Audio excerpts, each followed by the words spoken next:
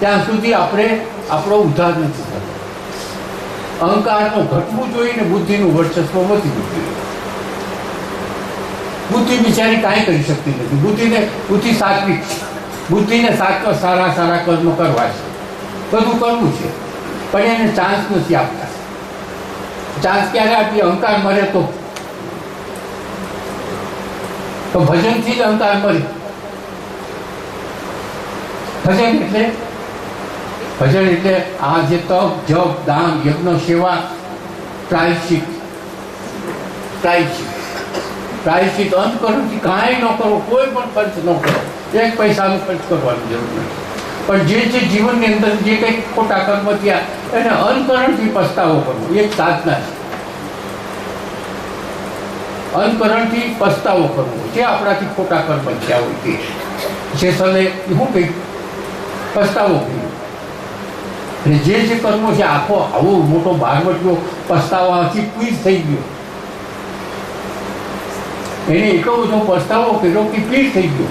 મોટો બારવટીઓ કેટલા લાખો માણસોને માર્યા, કેટલાને લૂંટ્યા. એ જે ગાયું છે કેટલું બધું થયું છે. તો એ પસ્તાવો પણ એક જાતનો યજ્ઞ છે, પણ પસ્તાવો એ વિજ્ઞાન છે. કારણ કે પસ્તાવો આપણે કર્યો એ અંતકરણથી થવો જોઈએ, અંદર હૃદયપૂર્વકનો થવો જોઈએ.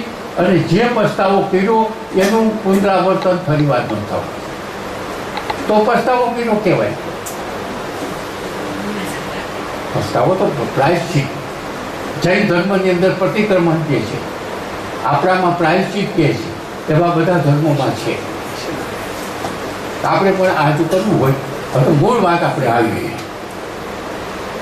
કે આ જો અહંકાર મરે, અહંકારનો લય જ્યાં સુધી નહીં થાય ત્યાં સુધી આપણે આ સ્થિતિ આપણી આવવાની નથી. આ સંચિત કર્મો બળવાના છે. સંચિત કર્મોનો જવાબદાર અહંકાર છે. આ બધા કર્મોનો જથ્થો આની માથે છે. આ ફાઇલ એને છે. પ્રારબ્ધની તો વાત થઈ ગઈ, પણ આની વાત છે. હવે તપ કરતા આ બધી મેં વાત કરી, જપ કરો, તપ કરો, દાન કરો, યજ્ઞ કરો, સેવા કરો, પ્રાયશ્ચિત કરો, અને પછી કોઈ પણ યોગમાં ઝંપલાવો અને એમ જપ કરીને જ્યારે આપણને એમ થાય કે જે અહંકાર છે એ અહંકાર મર્યો. અહંકારનો મર્યો હોય એટલે મર્યો નથી પણ લય થઈ ગયો. લય થવાનું એટલે તત્વોમાં તત્વો ભળી જાય એટલે એનું નામ મોક્ષ. જે શરીરનો મોક્ષ કેવી રીતે મળ્યો? શરીર કર્મબંધનથી મુક્ત છે, કારણ કે શરીર તત્વોમાં ભળી જાય છે. એટલે શરીર તો નિરાલું જ છે, એને કાંઈ લેવા દેવા નથી. આ બધું કરનાર તો આવડો હાલ છે. હવે તપ કરી અને જ્યારે અહંકારનો લય થાય ત્યારે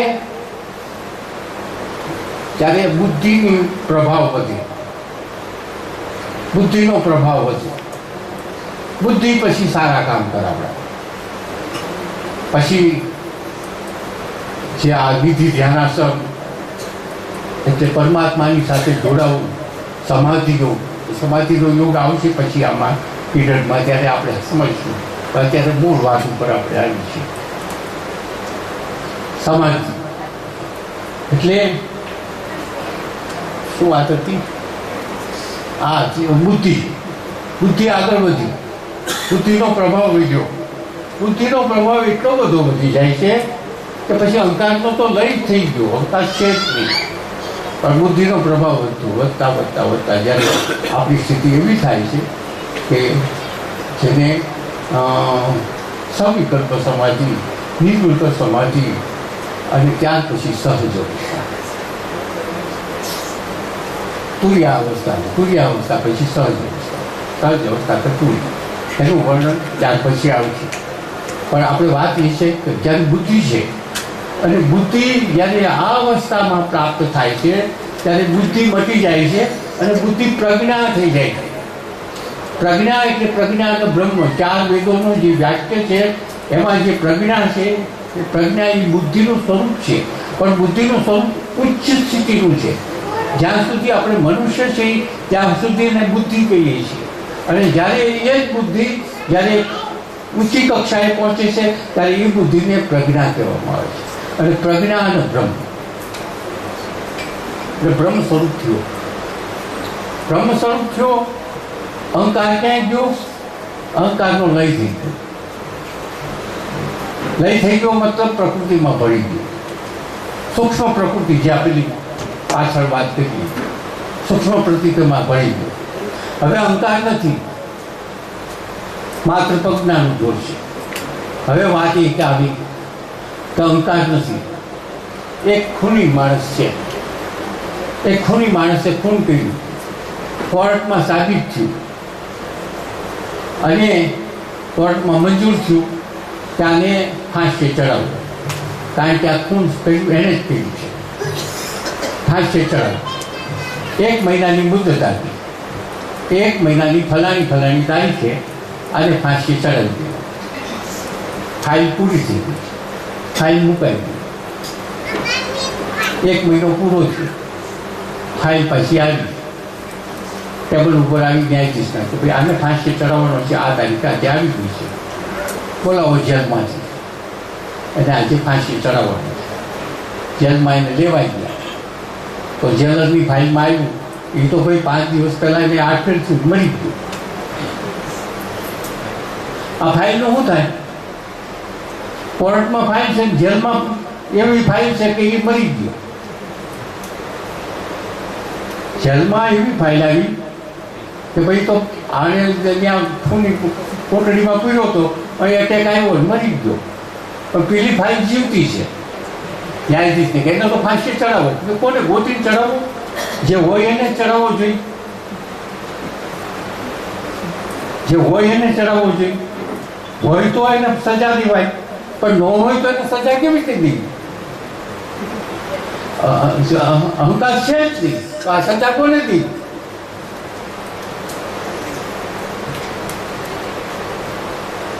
અહંકાર મરી ગયો, તપ કરી. તમે એવું બધું તપ કર્યું કે અહંકાર વયો ગયો, તત્વમાં ભળી ગયો. આ સંચિત કર્મનું કરવું હું કોણ કરે, કોણ ભોગવે? જે જવાબદારી છે એ નથી. આ બધા ભગવાને ગીતાએ કીધું કે બળીને ભસ્મ થઈ ગઈ એક જ ઝટકી. કોઈ રીતે બીજી રીતે જન્મ ના થાય ને તો બળીને ભસ્મ ન થાય, આ રીતે જ ભસ્મ થાય. હવે અહંકાર નથી તો હું છું.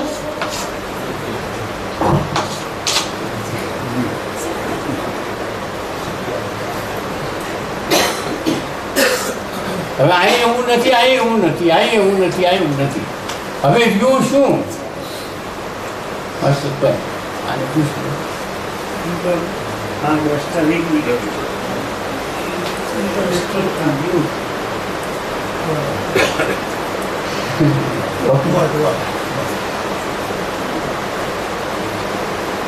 ખાલી એટલું છે. બસ બસ બસ. હવે જુઓ, હવે અષ્ટાવક્રીજી કીધું તારું જુદું જુદું પાડીને જો તું કોણ છો, તું કોણ છો એ જુદું જુદું પાડીને જો. આપણે આ બધું જુદું પાડ્યું તો હું કોણ છું હવે મારે શોધવાનું છું. હવે જે બચે એ હું. હવે મારે કાંઈ કહેવાની જરૂર નથી, બચે એ હું. જો આ કોણ છે? ત્રણેય કાળમાં છે, ત્રણેય કાળમાં છે, એને કાંઈ કીધું નથી. સચિત આનંદ સ્વરૂપ જે છે તે આ સાચો હું.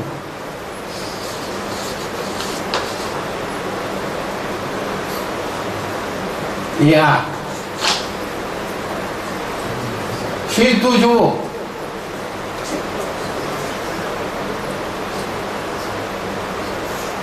આપણે કહીએ છીએ કે બ્રહ્મ તું છો, બ્રહ્મ તું છો, બ્રહ્મ છો, પણ હું બ્રહ્મ કેવી રીતે છું, ક્યારે છું, કેટલી પ્રયત્ન કર્યા ત્યારે હું આ છું. આ બધું મેં વાત કરી એવું બધું કરવું પડશે આપણે, ત્યારે અહીં આવશું. આ બ્રહ્મ શું? એ વાત સાચી છે. ચેતન છે એટલે બ્રહ્મ જ છે, બ્રહ્મ સ્વરૂપ જ છે. હવે આપણે આ તો નથી, આ નથી, આ તો આપણે ખોટી ભ્રાંતિમાં હતા અત્યાર સુધી. આ થવા માટે મેં કીધું એટલું કરવું પડશે. અષ્ટાવક્રજીએ આ કીધું છૂટું છૂટું. નહીં છૂટું કેવી રીતે પાડવું? છૂટું આ છૂટું પાડ્યું. પૃથક પૃથક કરીને તું જો. હવે હવે અહીં આવ્યા, એટલે આ હું છું, બ્રહ્મ છું. તો હવે આપણે એમ કહીએ હું બ્રહ્મ છું. તો હવે તરત જ બીજા શ્લોકની અંદર અષ્ટાવક્રજીએ તરત જ શું કહે છે એ જોઈએ આપણે.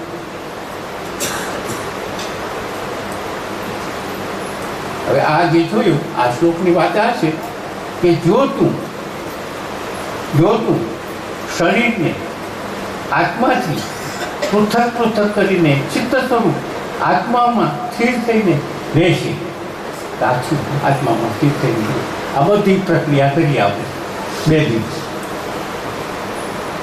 અને હવે એમ કહે છે કે જો આ રીતે જો થશે તો હમણાં જ સુખી શાંત બંધનથી મુક્ત થઈ જશે.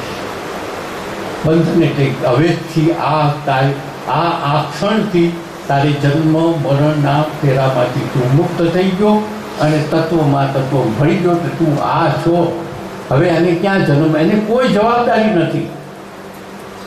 હવે એ સચ્ચિત આનંદ સ્વરૂપ જ છે, કારણ કે બધામાંથી મુક્ત થયો. હવે રહ્યું કેવું? હવે એક વાત રહી કે શરીરનું પ્રારબ્ધ જે મેં વાત કરી એ જે પ્રારબ્ધ છે,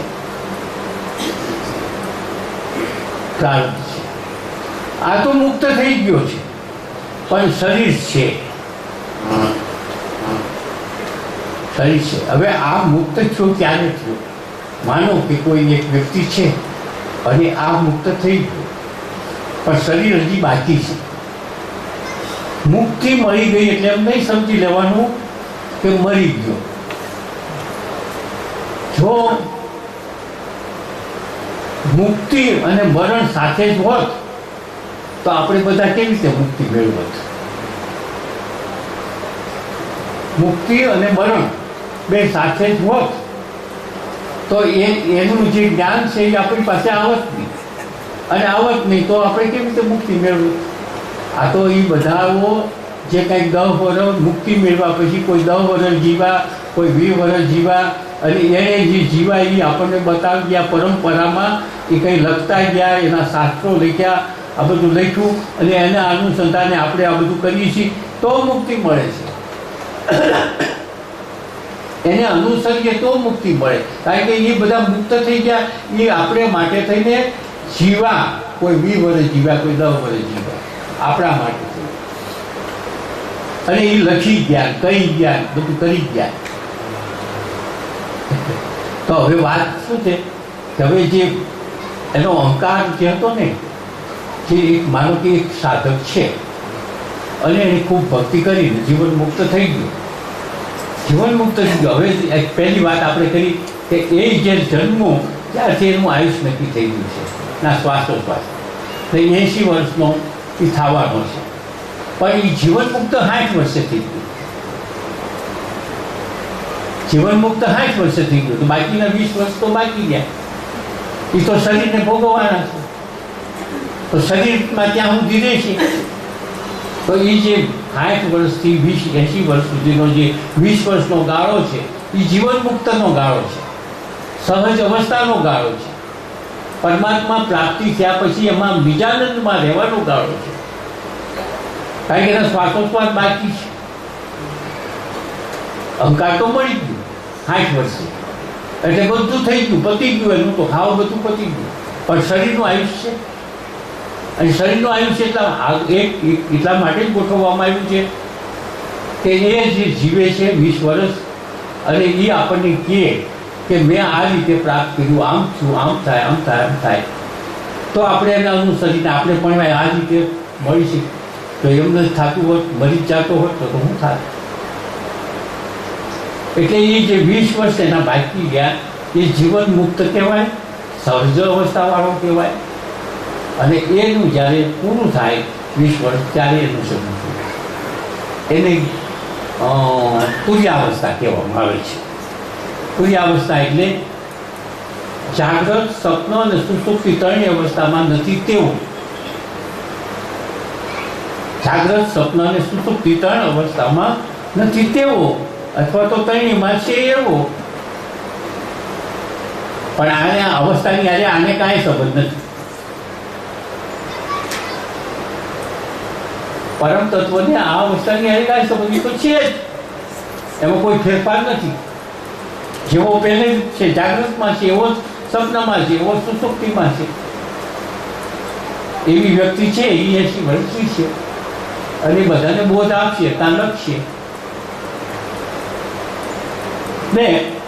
એટલે એમ કે છે કે હમણાં જ, એટલે અહીં એમ કે છે કે હમણાં જ, એટલે આ સ્થિતિ જો તારી થાય તો હમણાં જ તું શાંત થઈ જઈશ, જીવન મુક્ત થઈ જઈશ.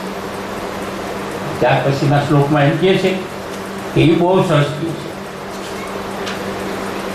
અષ્ટાવક્રજી કહે છે હવે આ શું થઈ ગયું, આ થઈ ગયો. હવે કે હવે તું બ્રાહ્મણાદિ નથી. આને કેમ કેવું કે બ્રાહ્મણ છે? અષ્ટાવક્રજી બહુ સરસ કીધું કે આ તું અહીં આવ્યો. હવે આ એમ કે હું બ્રાહ્મણ છું, હું બ્રહ્મ છું, એ તો અનુભવે છે, એ સ્વરૂપને અનુભવે છે. હવે એમ કે એ બ્રાહ્મણ વાણીનો તો પેલો અવતારમાં એમાં હતો, એ તો વિયોગ્ય મરી ગયો. હું બ્રાહ્મણ નથી, ક્ષત્રિય નથી, વૈશ્ય નથી, શૂદ્ર નથી. એમ નથી, એમ કે હું નથી એમ નહીં. અષ્ટાવક્રજી એમ કહે છે કે હવે તું આ